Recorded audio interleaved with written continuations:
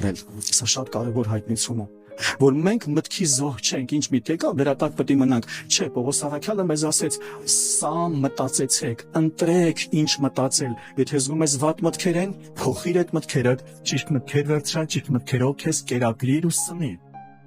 Սա շատ կարևոր է։ Ու հիմա տեսրելիս, եթե վատ մտքերը հնարավոր է կառավարել եւ լավ մտքեր ընտրել, ես ուզում եմ այսօր նույնպես քեզ բերեմ հայտնություն, որ նույնպես հնարավոր է էմոցիաները վերցնել հսկողության մեջ։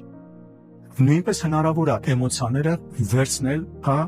քո տիրապետության մեջ։ Ու իհարկե ես կարող եմ ասել, դու կարող ես ասել, գիտես, կարա լինի մի լուր, որը կարա միանգամից շատ ծիծաղացնի, կամ մի լուր, որը կարա միանգամից արցունքներով լցնի, իհարկե ես գիտեմ դա։ Բայց միևնույն ժամանակ ես քեզ ասեմ, եթե մենք նայենք ուսումնասիրենք, կտեսնես, որ մարդը երբ որ տեղը գալիս է, երբ որ պետք է լինում, լավ է կարողանում է էմոցիաները զսպի։ Հա։